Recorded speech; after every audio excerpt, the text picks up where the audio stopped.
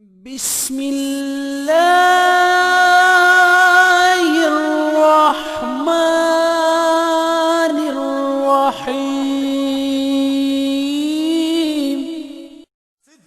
سے پوچھا صداقت بولی فاروق سے پوچھا عدالت بولی عثمان سے پوچھا سخاوت بولی حیدر سے پوچھا شجاعت بولی حسنین سے پوچھا شہادت بولی.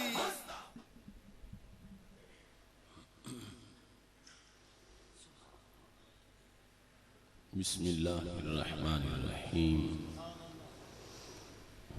رب اشرح لی صدری ویسر لی امری واحلل عقدۃ من لسانی یفقہوا قولی. الحمد للہ العلی المتعال المنزہ عن الشرکاء والامثال، والصلاة والسلام على حبيبه المصطفى الهادي من الضلال وعلى آله وأصحابه بالغدو والآصال.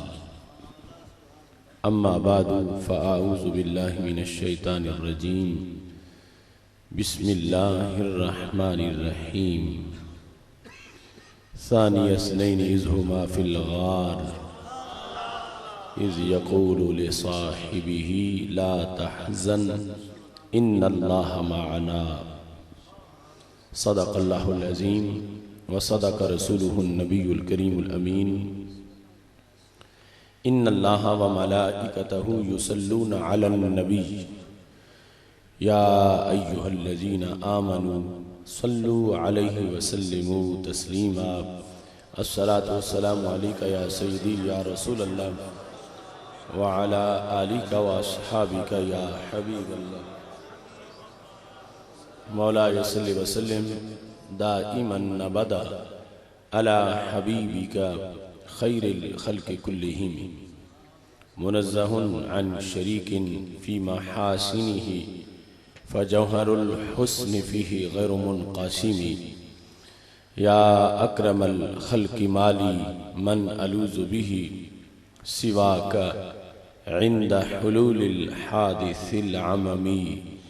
ربي صل وسلم دائما أبدا على حبيبك خير الخلق كلهم. اللہ تبارک و تعالی جل جلالہ وعم نوالہ وتم برہانہ وعظم شانہ وجل ذکرہ وعز اسمہ کی حمد و ثنا، اور حضور سرور کائنات مفخر موجودات زینت بزم کائنات دستگیر جہاں غم گسار زمان سید سروران حامی بے قسم قائد الانبیاء محبوب کبریاء احمد مجتبی جناب محمد مصطفیٰ صلی اللہ علیہ وآلہ واصحابہ وبارک وسلم کے دربار گوہر بار میں ہدیہ درود السلام عرض کرنے کے بعد رن کے محفل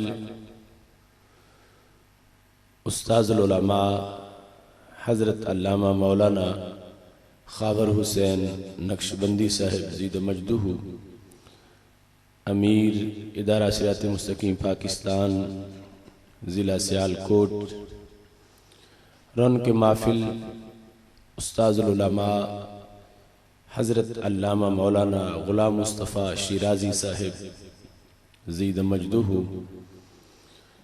رن کے محفل حضرت مولانا قاری محمد ممتاز احمد جلالی صاحب زید مجدہ،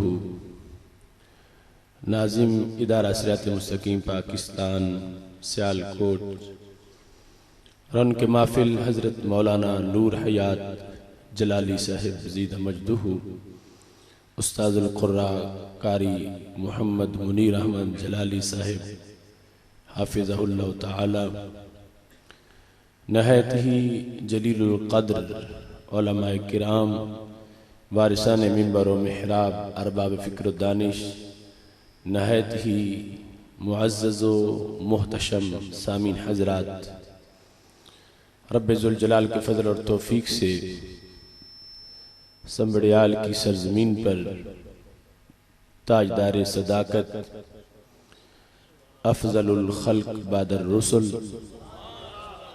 خلیفۃ الرسول بلا فصل، حضرت سیدنا صدیق اکبر رضی اللہ تعالیٰ عنہ کی یاد میں تاجدار صداقت کانفرنس میں ہم سب کو شرکت کی سعادت حاصل ہو رہی ہے۔ میری دعا ہے رب ذوالجلال ان احباب کی اس کاوش کو اپنے دربار میں قبول فرمائے، اور جتنے نوجوانوں نے، بزرگوں نے اس کانفرنس کے لیے کوشش کی ہے، اللہ سب کو اجر عظیم عطا فرمائے، اور جتنے شرکاء قرب و جوار سے، دور و دراز سے چل کے آئے ہیں، اللہ ہر ایک کو قدم قدم پر کروڑوں ثواب عطا فرمائے۔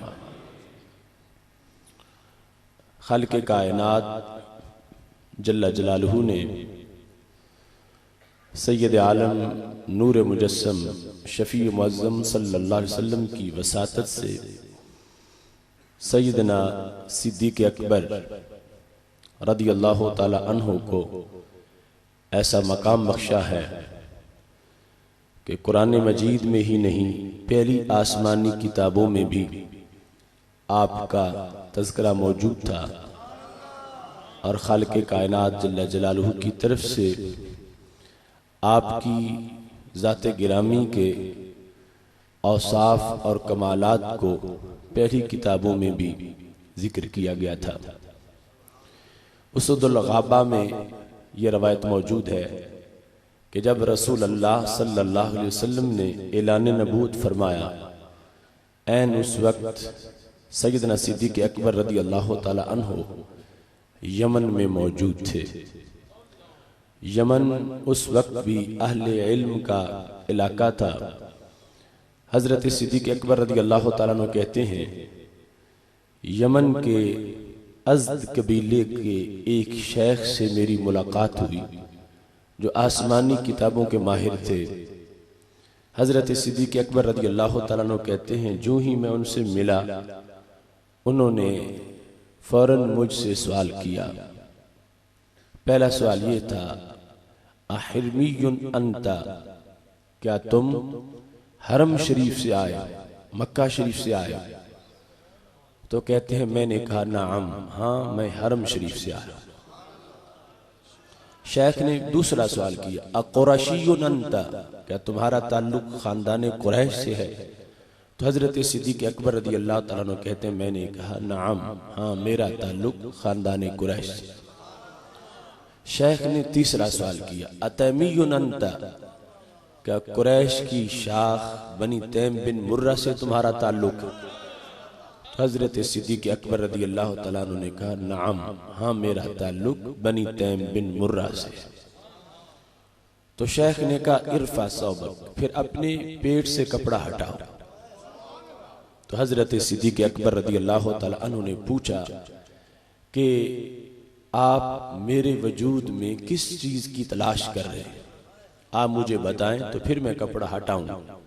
میں جب سے آیا ہوں آپ مسلسل سوال کر رہے ہیں، اور مجھے یہ بھی احساس ہوا ہے کہ آپ کو میرے بارے میں کچھ معلومات پہلے سے ہیں۔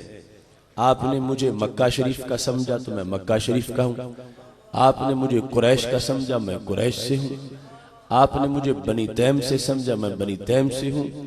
اس سے پتہ چلتا ہے کہ آپ کے سوال بلا وجہ نہیں، لیکن اب پیٹ سے کپڑا ہٹانے کا جو آپ فرما رہے ہیں تو اس کا سبب کیا؟ تو وہ شیخ کہنے لگے، لقد وجدت فی العلم الصحیح ان نبیا یبعث فی الحرم یعاون علی امرہ فتن و کہل۔ میں نے یہ علم صحیح میں پڑھا ہے کہ آخری نبی حضرت محمد مصطفیٰ صلی اللہ علیہ وسلم حرم شریف سے ظاہر ہوں گے۔ ان کا جھنڈا لے کر سب سے پہلے جو شخصیات چلیں گی ان میں ایک بالکل نو عمر ہوگا اور دوسرا ادھیڑ عمر کا ہوگا۔ وہ جو ادھیڑ عمر کا ہوگا اس کی علامتیں مجھے تمہارے وجود میں نظر آ رہی ہیں۔ میں نے باقی علامتیں دیکھ لیں، دو باقی رہ گئی ہیں۔ ایک علامت یہ ہے علی فخذہ الیسری علامہ، دوسری ہے فوق سرتہ شامہ، کہ اس شخص کے بائیں ران پر بھی ایک نشانی ہے اور اس کی ناف کے اوپر تل کا نشان ہے۔ تو وہ شیخ کہنے لگے وہ بائیں ران کو دیکھنا تو شرعاً جائز نہیں ہے، لیکن ناف کے اوپر تو میں دیکھ سکتا ہوں، اس واسطے میں یہ کہہ رہا ہوں اپنے پیٹ سے آپ کپڑا ہٹائیں تاکہ میں آسمانی علم کو تمہارے بدن پر منطبق کر سکوں اور میں نتیجے تک پہنچ سکوں کہ جس چیز کی مجھے تلاش تھی آپ کی شکل میں وہ چیز مجھے مل گئی ہے۔ تو سیدنا صدیق اکبر رضی اللہ تعالیٰ عنہ کہتے ہیں میں نے شیخ کے کہنے پہ کپڑا ہٹایا تو ناف کے اوپر تل کا نشان موجود تھا۔ تو شیخ کہنے لگے فوا رب الکعبۃ انت، رب کعبہ کی قسم ہے وہ تمہی ہو جن کا تذکرہ اللہ نے پہلی کتابوں میں فرمایا ہے۔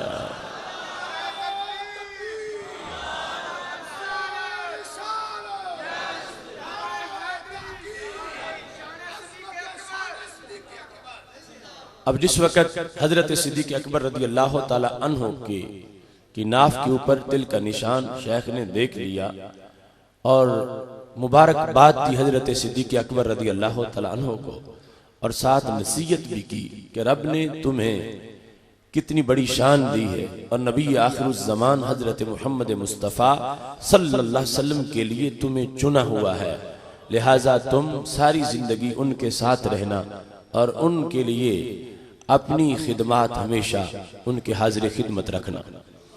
سیدنا صدیق اکبر رضی اللہ تعالیٰ عنہ کہتے ہیں میں مزید کچھ شیوخ سے ملا، جب میں واپس مکہ شریف آنے لگا تو میں نے سب سے پہلے شیخ سے جو ملاقات کی تھی ان سے یہ کہا کہ اگر کوئی پیغام دینا چاہتے ہو تو نبی آخر الزمان حضرت محمد مصطفیٰ صلی اللہ علیہ وسلم کے بارے میں جو تم نے مجھے اطلاع دی ہے میں تمہارا پیغام ان کے دربار میں پہنچا دوں گا۔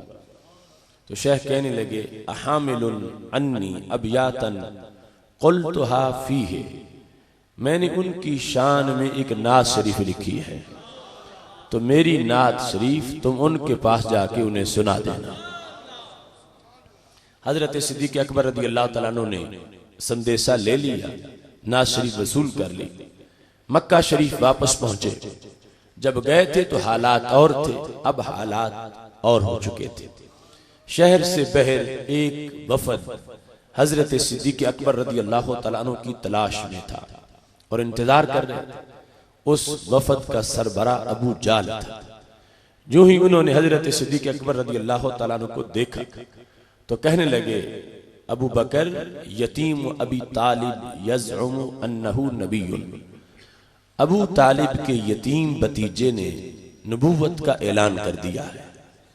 انت النہایا وانت الکفایا، ہم نے ابھی تک کوئی رد عمل ظاہر نہیں کیا، ہمیں تمہارا انتظار، جو فیصلہ تم کرو گے وہی ہمارا، لیکن یہ سوچ کے فیصلہ کرنا یتیم بھلا نبی کیسے ہو سکتا؟ معاذ اللہ، وہ حضرت صدیق اکبر رضی اللہ تعالیٰ عنہ کو اپنا حامی بنانے کے لیے فیصلہ آپ پہ چھوڑ رہے تھے کہ آپ نے کرنا ہے جو کچھ کرنا ہے، لیکن یہ دیکھو ایسا ہو سکتا ہے کہ یتیم بندہ نبی بن جائے۔ جس وقت حضرت صدیق اکبر رضی اللہ تعالیٰ عنہ نے ان کی بات سنی تو فرمایا کہ مجھے ایک مرتبہ ان سے ملاقات کر لینے دو، میں سنوں تو صحیح وہ دعویٰ کیا کرتے ہیں، اور اس کے بعد میں تمہیں جواب دوں گا۔ سیدھے اس مکان پہ پہنچے جو سیدہ خدیجہ الکبریٰ رضی اللہ تعالیٰ عنہا کا مکان تھا۔ وہاں گئے اور رسول اللہ صلی اللہ علیہ وسلم باہر تشریف لے آیا۔ آتے ہی آکے یہ جملہ بولا یا ابا بکر انی رسول اللہ الیک و الی الناس جمیعا، ابو بکر مجھے رب نے تمہارا اور باقی سب کا رسول بنا کے بھیجا ہے۔ پہلے دن جو رسول اللہ صلی اللہ علیہ وسلم نے جملہ بولا اس جملے میں ہی آپ نے آخری فیصلے کا جو انداز تھا وہ بھی واضح کر دیا۔ علماء تشریف فرمائے اتنا کہہ دینا بھی کافی تھا، یا ابا بکر انی رسول اللہ الی الناس جمیعا، ابو بکر میں ساری انسانیت کا رسول ہوں، تم بھی انسان ہو لہذا میں تمہارا بھی رسول ہوں۔ لیکن ایسا نہیں فرمایا، بلکہ حضرت صدیق اکبر کو تنہا کر کے انی رسول اللہ الیک و الی الناس جمیعا، میں آپ کا اور باقی سب کا رسول بن کے آیا ہوں۔ مجھے اس سے یہ محسوس ہوتا ہے وہ بعد کا فیصلہ، ابھی انوار کلب میں ہمارا پروگرام تھا، وہاں وہ روایت میں نے پیش کی کہ البدایہ میں یہ لکھا ہے کہ رسول اللہ صلی اللہ علیہ وسلم نے ایک دن صحابہ کرام علیہم رضوان سے اپنے ایک خواب کا ذکر کیا، اور آپ کا خواب بھی اللہ کی وحی ہے۔ خواب میں فرمایا میں نے ترازو دیکھے، صحابہ نے پوچھا ترازو